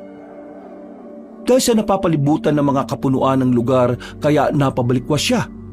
Isinarado niya kaagad ang bintana at nagmasid-masid sa paligid. Naknang teting naman oh. Ano yun? Bakit ganitong oras may umaalulong na aso? Teka, aso nga ba talaga yun? Tsaka parang galing sa loob ng nilulumang bahay na yun ah. Natigilan na siya matapos maalala ang amo niyang babae. Nag-aalala siya para rito kaya kahit kinakabahan ay lumabas siya ng sasakyan. Wala nang nakakakilabot na alulong ng kung anong hayop pero nandun pa rin ang takot at kaba sa kanyang puso. Nagdire-diretso siya hanggang sa makapasok sa loob ng bakuran. Tinungo niya kagad ang main entrance ng bahay at pagpasok niya doon ay mas lalo siyang natakot.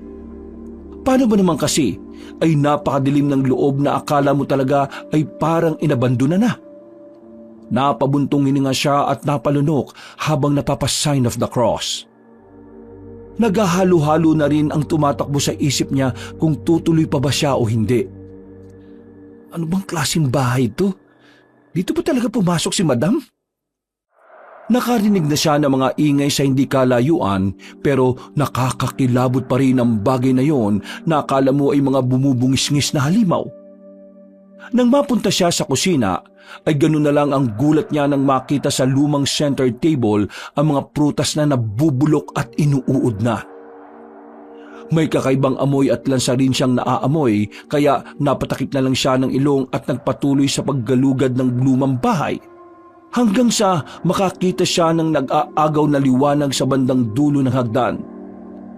May mga kakaibang ingay din siyang naririnig doon at kakaibang amoy ng langis na parang nakakasuka. Napatras siya pero ang tingin ay nanatili sa nasabing pinto. Subalit natigilan siya at nagulat nang merong tumapik sa kanyang likuran. Kamuntikan niya pang mamura at masuntok yon. Mabuti na lang din ay narinig niya ang boses ng among babae kaya bumalik din siya sa ulirat. Orlan, ano ginagawa mo rito? Sabi ko sa iyo doon ka na maghintay sa sasakyan, hindi ba? Ho? Pasensya na po, madam. Tara na, nandito na mga kaibigan kong bibisita sa bahay. Nang lingunin niya ang higit-6 na kataong matatanda na rin ay napabuntong hininga na lang siya. Subalit sa kabila ng banda ng kanyang isip ay alam niyang mayroong kakaiba sa mga taong kasama niya. Nakangiti lang kasi ang mga yun na makahulugan at ang mga tingin ay para na siyang binabalatan ng buhay. Nakakapagtaka lang din na sa kabila ng katandaan ay para pa rin sila mga mukhang artista at model sa pelikula. Mabilis na lumipas ang oras. Eksaktong kumagat na ang dilim pagdating nila sa mansyon ng mga Alcantara. Nang lingunin niya ang mga bisita sa rearview mirror ay parang meron siyang kakaibang nakita sa mga yon. Hindi niya lang masyadong pinagtuunan ng pansin dahil nga sa nagmamadali na silang makapasok. Para bang sabik na ang mga yon sa mga pinagsasaluhan sa malaking pasyon ng taniman ng halaman. Oh, Arlan, saan ka ba pupunta? Babalik po muna sana ako sa apartment, madam. Baka po nandun pa yung pinsan ko at si Donite eh. Sabay-sabay na lang siguro kami pupunta ron sa patio. Magpapalit lang din po ako ng damit dahil medyo maasim na po yung amoy ko eh. Ganun ba? Pero nasisiguro ko sa iyo na nandoon na si Dichero at Donita sa patio. Bilisan mo na lang kaagad ha. Opo. Palis pa lang si Orlando nang bigla namang dumating si Ginoong Astor na siyang sumalubong sa mga bisita. Tara na sa loob dahil sigurado akong masarap ang pinaluto kong karne kay Rosa. Ginawa ko talagang espesyal yon para sa pagdating ninyo. At sigurado akong malinamnam at sariwang-sariwa mga pagkain. Natikman ko na kagabi kaninang umaga mga luto niya. Napakasarap talaga. Sa tagal ng panahon, ngayon na lang tayo nakatikim ng ganong klaseng karne. Salamat din at kahit papano pinaintulutan tayo makatikim ng samahan dahil sa pista naman ng bulaklak sa ating probinsya. Sabay-sabay natin pagsaluhan ng napakasariwang handog sa atin. Habang nagkakatinginan ng lahat, ay nakakaramdam na naman si Orlando ng kakaibang takot habang nakikinig.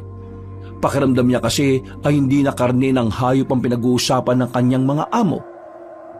Mabuti na lang din ay pumasok na ang mga yon at nagtungo sa malawak na patio ng taniman ng bulaklak.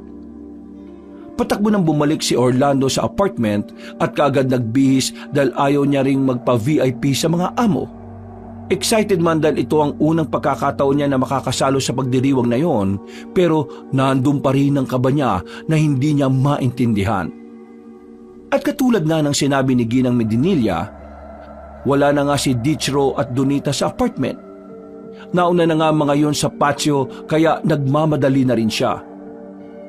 Nagmamadali na nga siya at pagdating sa bungod ng taniman ng bulaklak ay naririnig na nga niya ang mga ingay. Pero habang papalapit siya ng papalapit ay mas lalong lumilinaw ang ingay na naririnig niya. Hanggang sa mapagtanto niyang tila hindi yun ingay ng kasiyahan kundi ingay ng pagmamakaawa at hinagpis ng iilang tao. Nang malapit na sa malaking patio ay saglit na huminto ang bigotilyong lalaki at pinagmasdan ng mga nangyayari. Nakita niya si Ginoong Astor, Ginang Medinilla, Hasmin, Manang Rosa at ang bisita na nag-aangat ng mga kupitang hawak. Nang sipatin niya ang laman ng mga yon ay nanlaki ang kanyang mga mata. Amoy na amoy rin niya kasi ang malansa at sariwang dugo ng tao. Napalingon siya sa mesa at mas lalo siyang nagimbal dahil nakita niya roon ang patay na katawan ni Anthony. Nakalatag yun sa mahabang mesa na parang sariwang lechon. Wakwak ang tiyan at kalat-kalat ang karne. Para sa masaganang anihan ng mga bulaklak! Para sa mga sariwang dugo na siyang magiging pataba sa ating talim! At para sa ating mga guwapang, mabuhay ang mahalikang aswang! Matapos maguntugan ng mga kopita ay sabay-sabay ngang uminom ang lahat ng naroon. Mailan pa nga na panay ang lantak sa patay na katawang nakahain sa mahabang mesa. Halos may statwa naman si Orlando sa kanyang nakita. Nangatog ang kanyang tuhod lalo na nang makita ang ulo ni Anthony na nahulog sa sahig. Dinampot pa yun ng isang lalaki at saka nilantakan ng mga mata. Halos maduwal at maihi si Orlando sa mga nakikita niya hanggang sa pinatunog na nga ni Ginang Medinilla ang kupita gamit ang kutsara. Tumingin sa matandang babae ang lahat at pagkatapos ay inilabas na nga ni Ginoong Aster ang isa sa mga espesyal niyang pagkain ng gabing yon. Mas lalong naging balang bigotilyong binata pagkakita sa nanlulupaypay na si Aling Dahlia at Donita. Napasingap naman ang mga bisita dahil humahalimuyak sa kanya ang amoy ng dalawa. Doon nga lang din napagtanto ni Orlando na buntis din pala si Aling Dahlia. Naalala niya bigla na meron yung kasintahan noon na isang manggagawa sa taniman na bigla lang ding nawala 3 buwan na ang nakalilipas. Doon na unti-unting nagsisink in sa utak niya ang mga bagay-bagay. Kaya para siyang biglang kinumutan ng matinding kilabot. Diyos ko po, kaya pala naamoy nila si Donita. Napakaswerte ng taon na ito para sa ating lahat dahil hindi lang isa, kundi 2 ang magiging sariwang handog sa atin ng kadiliman. Naamoy nyo naman siguro ang 2 nasa harapan natin ngayon. Mga babaeng nagdadala ng masarap na hapunan para sa ating lahat. Handa na ba kayo para sa salo-salong ito? Naghiyawan ng mga bisitang aswang at nang marinig yung pareho ni na Aling Dahlia at Donita ay nagsisigaw sila sa takot kahit na hinang-hina.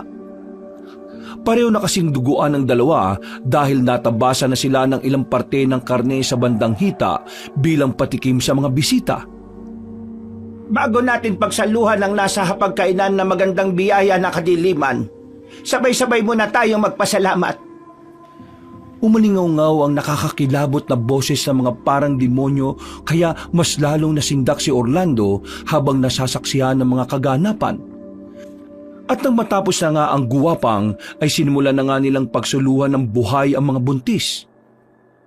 Lahat yun ay nakita ni Orlando kaya halos masuka siya mula sa kinatatayuan. Sinubukan niyang igalaw ang katawan pero dala ng matinding nerbiyos ay para na siyang namanhid. Ramdam niya ang panginginig ng buong kalamnan niya at parabang umaakyat ang tensyon sa kanyang batok. Kailangan kong makalis dito. Hindi na niya halos natapos ang sinasabi sapagkat ang lahat ng nasa hapagkainan ay biglang naglingunan sa kinaroroonan niya. Sabay-sabay yung nagngitian sa kanya habang nilalantakan ng 2 buntis na nag-aaway buhay na. Gumalaw ka, Orlan! Ano ba? Dahil sa matinding takot ay para nangang natuod si Orlando. Pakiramdam niya rin tuloy ay parang tumigil ang pagtibok ng kanyang puso at sinundan na yun ng unti-unting pagdilim ng kanyang paningin. Nagabol na rin siya ng hininga at nang mapalingon sa mga aswang ay mas lalo lang siyang natakot. Halos naliligo na kasi ang mga yun sa dugo nang nilalantakan nilang biktima habang nakangiti at nakatingin pa rin sa kanya. Orlando! Orlando! Dahil sa katapatan mo, halika't makibahagi sa pagsasalo-salong ito! Salamat sa magandang handog na binigay mo sa amin, Orlan. Kung di mo dinala sa lugar na ito ang asawa ng pinsan mo hindi kami makakadalawang buntis ngayong taon na ito. Bilang pabuya sa iyong ginawa, nagkaisa ang mga guwapang na gawin ka rin kauri namin. Kaya humanda ka at magpasalamat dahil mabibiyayaan ka ng kapangyarihang panghabang buhay. Tulong! Tulong! Nagtawanan lang ang mga aswang habang pinagmamasdan ni Orlando na sinisikap na makaalis sa lugar na yon. Subalit pinangibabawan na talaga siya ng pagkasindak kaya tuluyan na siyang nanghina at natumba. Kitang-kita pa niya kung paano ubusin ng mga aswang ang dalawang buntis na parang malambot at natural na karne lang. Pagkatapos noon ay napapikit na lang siya at nagpaagos sa kung anuman ang mangyayari. Ang huli niyang narinig ay isang malakas at nakakakilabot na alulong pero hindi na niya ito inintindi pa dahil sa matinding pagod na nararamdaman. Ang huling natatandaan niya lang ay merong lalaking humatak sa kanya palayo sa lugar na yon. Nahapyawan ng paningin niya si Dichro.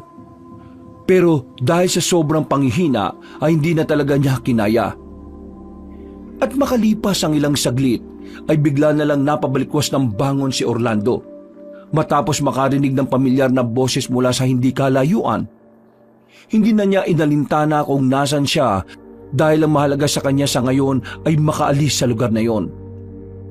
Marahan niyang iminulat ng kanyang mga mata habang pinakikinggan ng nasabing boses.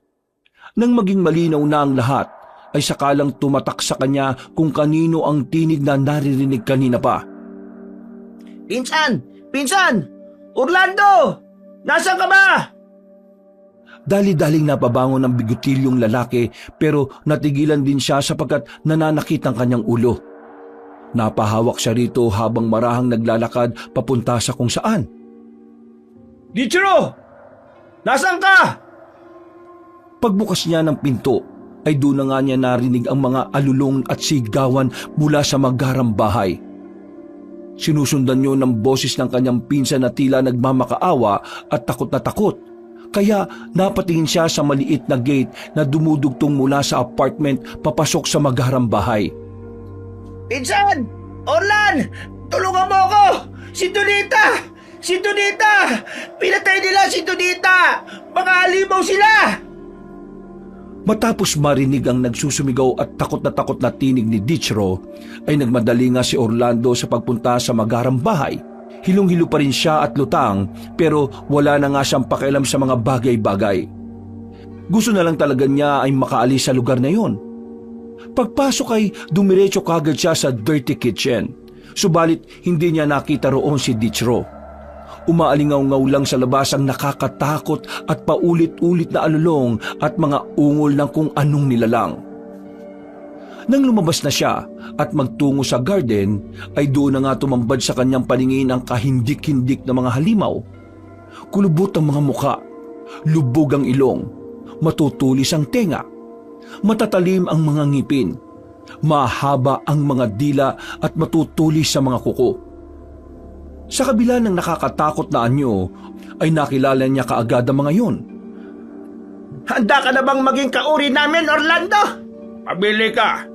Papatayin namin ang pinsan mo at ikaw ang gagawin naming guwapang o ikaw ang papatayin namin at siya ang gagawin namin guwapang? Kung magiging kauri ka namin, maari mo pakasalan ng pamangkin namin si Asmin. Ipakalat nyo ang lahi ng mga guwapang para magpatuloy ang henerasyon ng mga mahal likang aswang. Nanayo ang mga balahibo ni Orlando dahil sa takot at nang sinubukan niyang igalaw ang katawan ay para na naman siyang naistatwa. Nagsimula na namang manginig ang kanyang mga tuhod hanggang sa makaramdam na naman siya ng pagkahilo dahil sa tindi ng takot at nerbiyos. Dala na matinding takot ay naabutan na naman niya ang sarili na humahabol na naman sa paghinga. Magdesisyon ka na habang may oras pa. Habang lumalalim ang gabi ay natatakaw ang aming mga bisita. Kapag hindi kami nakapagtimpi, pare-pareho namin kayong pagpepiestahan. Kaya sumagot ka na, Orlan! Bigyan mo siya ng pagkakataon, Aster. Hindi na ako makapaghintay Ang bagal magdesisyon!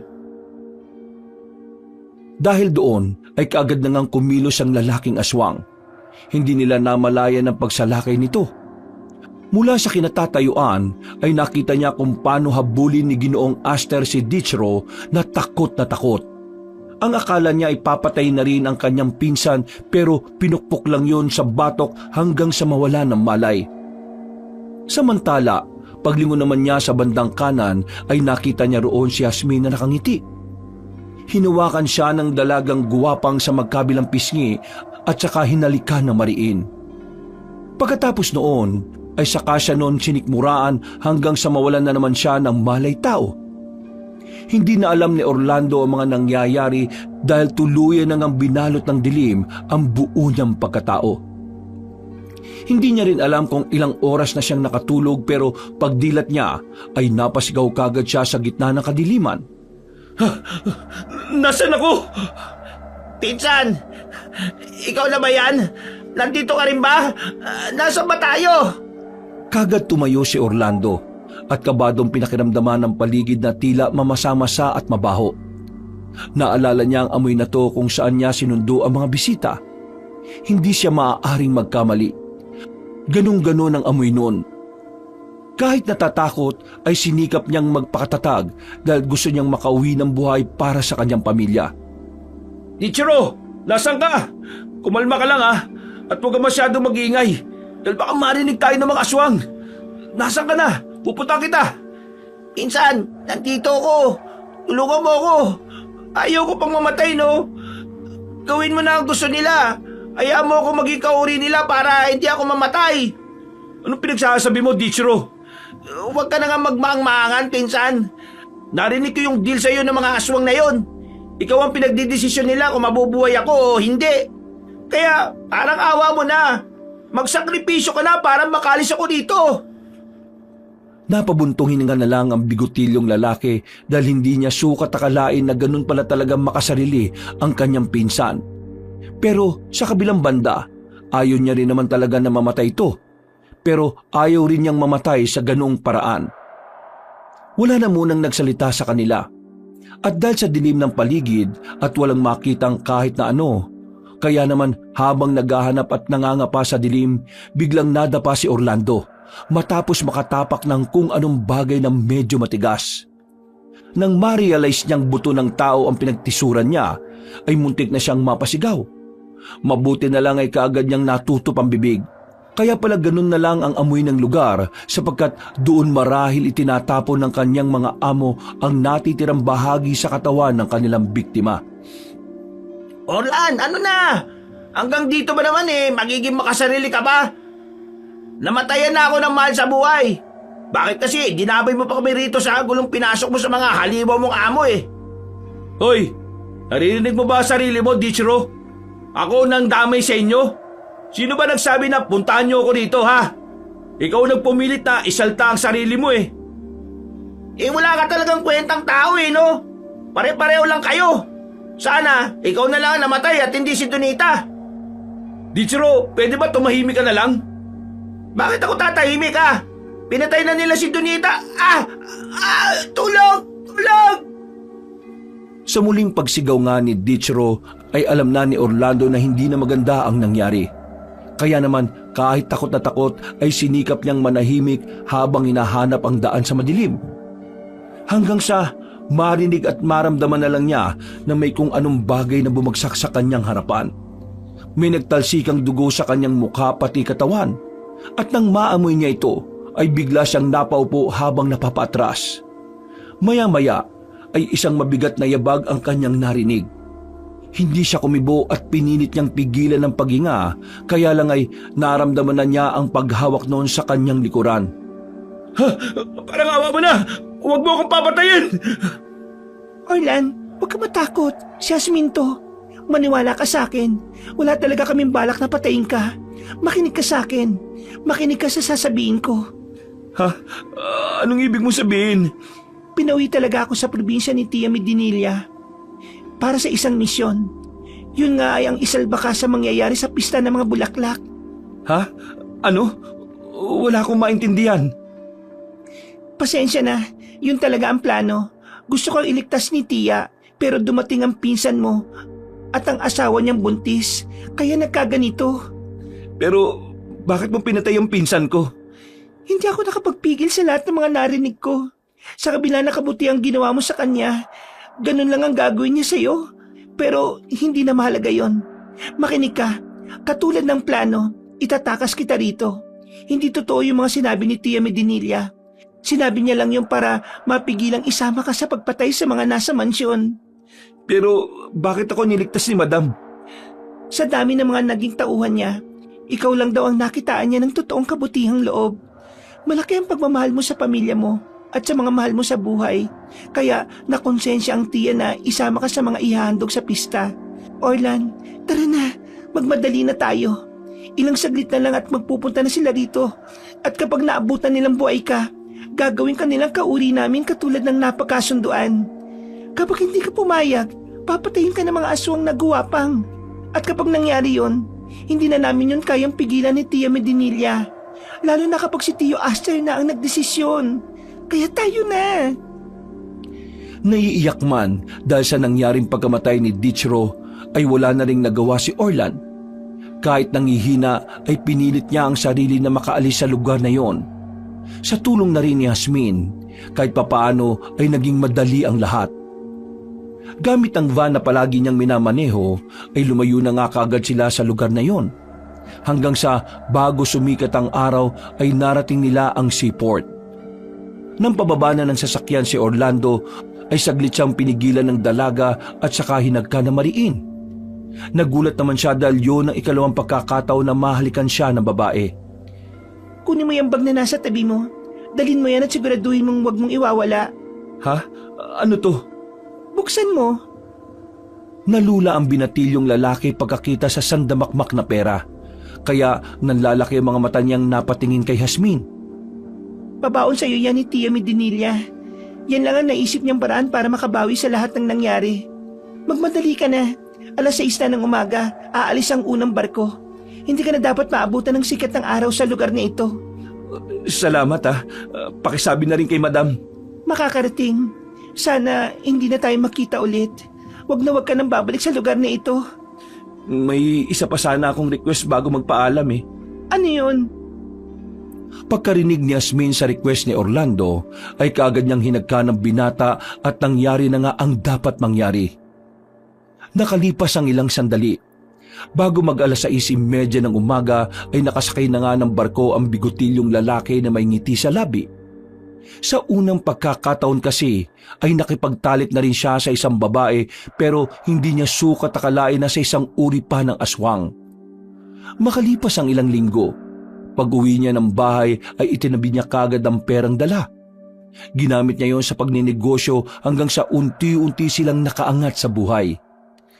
Nakapag-aral din ulit at nakapagtapos ang kapatid niyang si Sam habang ang nanay Avila niya naman ay tuluyan ng nakarecover sa sakit. Samantala, wala na rin siyang naging balita sa pamilya ng Alcantara. Hanggang sa isang araw, nabasa niya sa isang dyaryo na merong nasunog na taniman ng bulaklak sa probinsya kung saan siya noon nagtatrabaho. Wakas,